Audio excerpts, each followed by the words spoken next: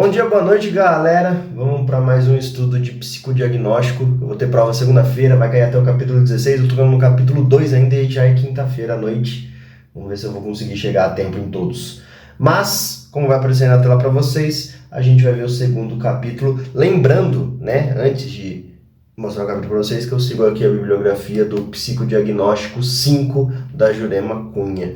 É o segundo capítulo dela. A gente vai falar de fundamentos do psicodiagnóstico. Tá aparecendo agora sim aí na tela para vocês os fundamentos do psicodiagnóstico, beleza? Então vamos dar um remember em como a gente terminou a aula, a última aula, né? Então a gente estava falando de psicodiagnóstico. O que era o psicodiagnóstico? Era uma avaliação psicológica com um propósito clínico. O que eu estou querendo dizer com propósito clínico? Ele visa identificar forças e fraquezas no funcionamento psicológico para ver se vai ter a existência ou não de uma psicopatologia, né, de alguma doença, num termo bem chulo e bem cotidiano, seria para ver se tem ou não a existência de alguma doença de vertentes mentais, certo? Então, foco na existência ou não de psicopatologia, levando em consideração os parâmetros dos limites de normalidade. Por quê? Porque a gente tem na nossa sociedade padrões de limite de normalidade, o que é considerado normal ou o que não é considerado normal. E para saber se alguém tem alguma psicopatologia, precisa saber se isso está dentro do normal ou se não está dentro do normal. Por sinal, quando o meu professor estava falando dessa aula, se eu não me engano, ele mostrou a curva de Gauss, né, que é uma curva que faz uma corcunda de um camelo, e de acordo com Gauss, todos os fenômenos na natureza, eles estão distribuídos dentro dessa curva gaussiana, onde a gente tem uma maior média dentro do que a gente espera, que chama de normalidade, e os extremos são os extremos e eles são mais baixos, porque eles não aparecem com tanta ocorrência assim. Tá? Se eu não me engano, ele estava falando disso nessa aula e mostrando essa curva de Gauss. Agora faz sentido na aula solta, eu não estava entendendo muito bem, mas agora faz sentido do porquê ele estava mostrando isso.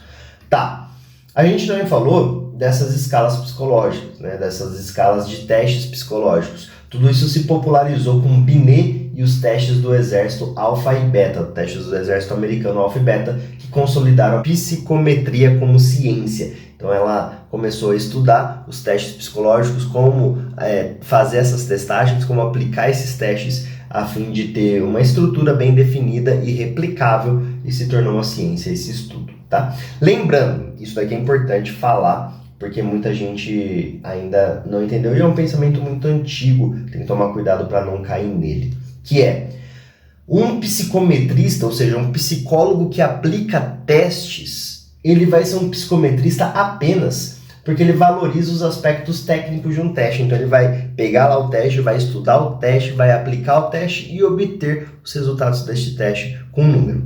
Já um psicólogo clínico do psicodiagnóstico usa os testes como um dos instrumentos avaliativos, certo? E não somente esse instrumento avaliativo que é o teste.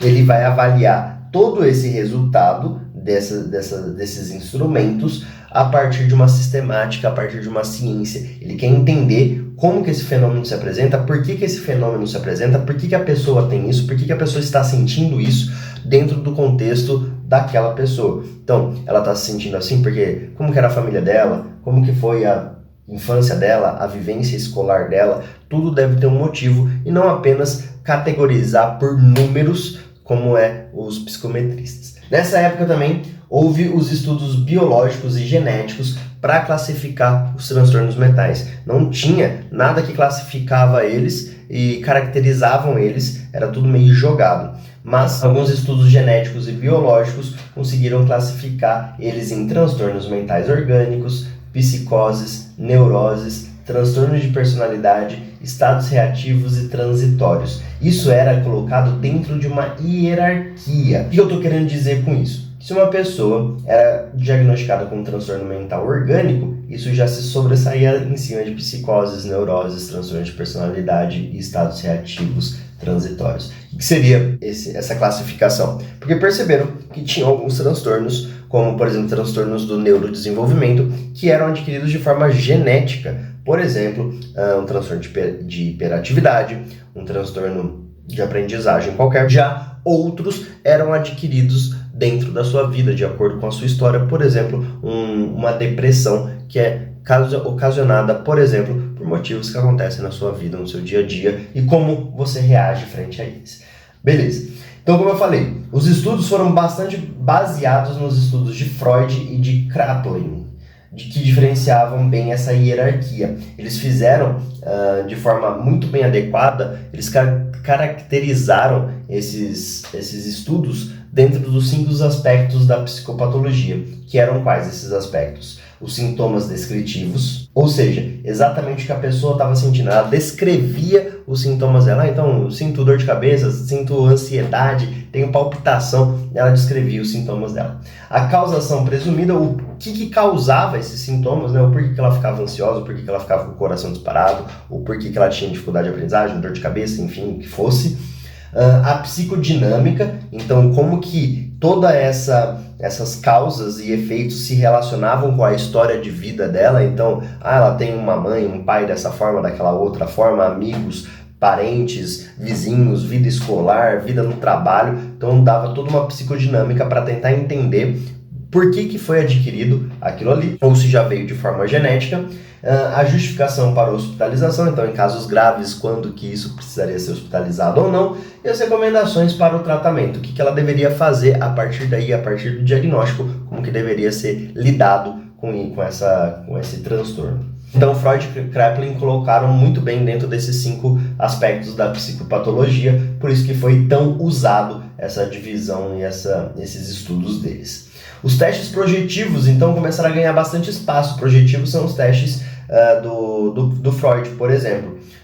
E o motivo para isso acontecer foi que os testes militares já não eram muito úteis para os problemas da vida. Então, para um problema de ansiedade, aqueles testes militares eles eram mais para ver se a pessoa não tinha, por exemplo, nenhum atraso mental para exercer de fato as atividades do exército ali, para lutar numa guerra, fazer as atividades de quartel. Então eles queriam saber isso e não se preocupavam em cuidar de uma depressão, de uma ansiedade, de uma hiperatividade. Apenas eram testes muito objetivos demais para atividades muito específicas. Então eles já não estavam sendo muito úteis para pessoas que tinham algum outro problema no dia a dia. Outro motivo para isso é que eles precisavam de um entendimento dinâmico, ou seja, precisava de um entendimento, como eu estava dizendo desde o início dessa aula, que precisa de um entendimento completo de como isso acontece. Então, às vezes, quando ia fazer esse entendimento completo, se descobria outras causas ou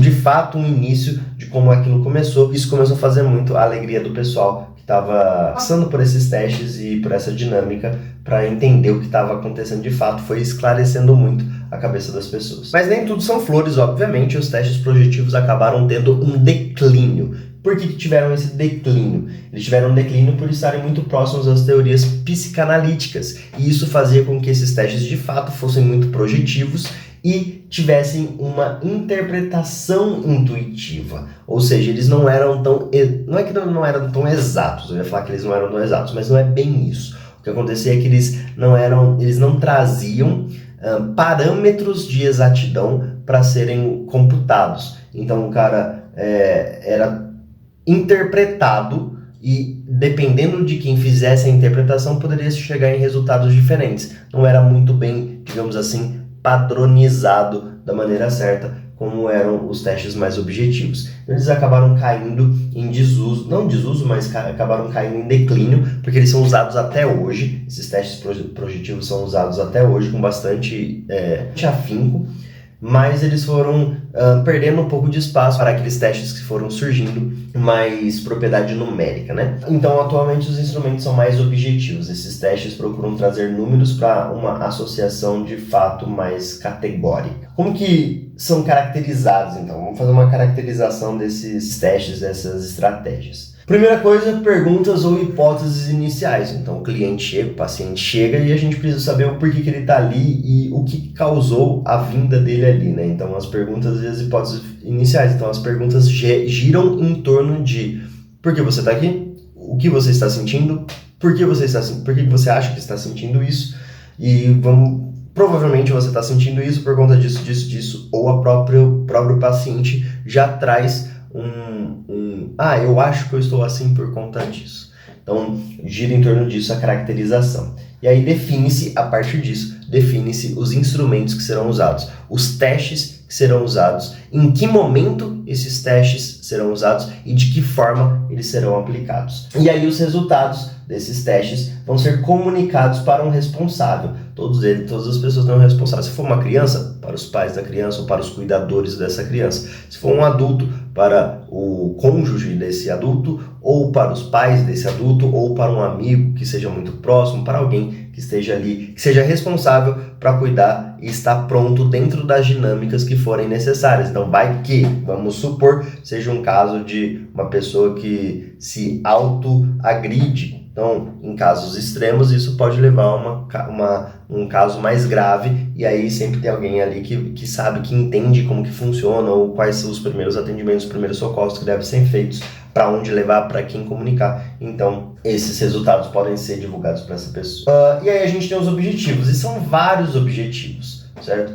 E aí cada um deles tem um porém de como ser aplicado e entendido. Então pode ser, por exemplo, um objetivo de classificação simples. O que é um objetivo de classificação simples? É quando você quer ser apenas descritivo, praticamente isso. Você quer apenas ser descritivo. Então, por exemplo, alguém que precisa fazer um teste de nível intelectual, você vai aplicar o teste de nível intelectual, vai ter um resultado perante números, e aí você descreve o resultado perante os números. Ele é bem diretão mesmo, por isso que chama classificação simples, porque ele está só interpretando. Mas a gente sabe que um bom psicólogo clínico que vai aplicar o teste, que quer entender o que está acontecendo, ele não vai apenas aplicar o teste, mas fazer toda uma correlação com a dinâmica daquela pessoa. Então ela tá assim, ela tem esse nível intelectual porque a casa dela funciona dessa maneira, a escola, o trabalho funciona dessa maneira, e aí tudo vai se encaixando e vai fazendo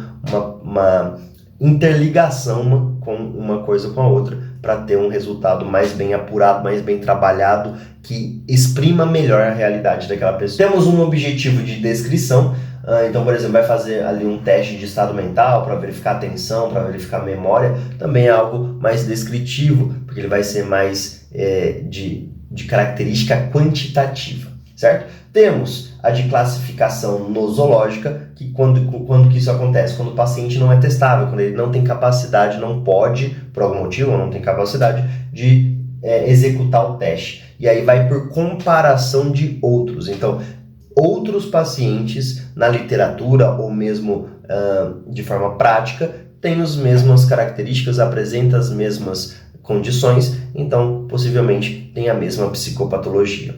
Ou também, quando o paciente pode até ser testável e aí se aplica vários testes e esses testes apresentam resultados semelhantes a de outros pacientes, e aí se faz por analogia, certo?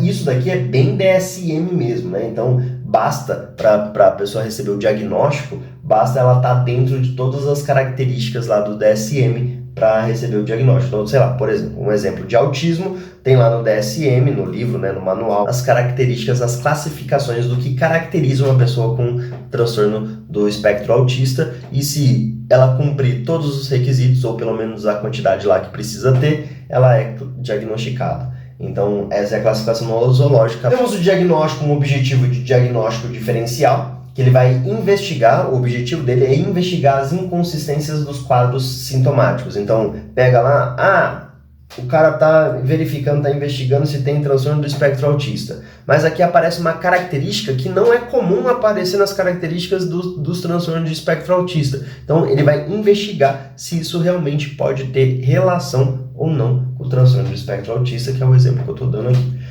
Bom, a avaliação compreensiva, ela é mais global, ela avalia o ego, a estimativa de progresso do paciente, o que pode acontecer, sem muito embasamento teórico. O entendimento dinâmico é praticamente igual à avaliação compreensiva, ele avalia a personalidade de maneira mais global, só que agora com um embasamento mais teórico, dentro de alguma literatura, de algum pensador, de alguma abordagem. A prevenção, o próprio nome já diz, bem intuitivo, ela tenta identificar problemas precocemente, antes deles acontecer, para evitar algum problema mais futuro ou se preparar mais para esse problema que pode vir a aparecer. Prognóstico é o curso possível do tratamento, então a partir do momento que você é diagnosticado, se você não fizer nada, o que vai acontecer? Quais são as próximas etapas? Se você fizer, até onde você pode chegar? Quais as melhorias que você pode ter? Ou até onde você pode avançar? Não de tempo, isso é muito difícil de estimar, né? Algumas pessoas é com 2, 3 sessões, outra pessoa é com 1 ano de sessão, mas você consegue dizer, ó, se você fizer o tratamento tudo certinho e vai, e faz isso, a chance de você chegar nesse patamar aumenta. Não é certeza que vai chegar, mas aumenta a chance de chegar. Se você não fizer, provavelmente você vai por esse caminho aqui. É praticamente isso o prognóstico. E por último, a perícia forense. O que é a perícia forense? Ela é o que cuida das infrações da lei.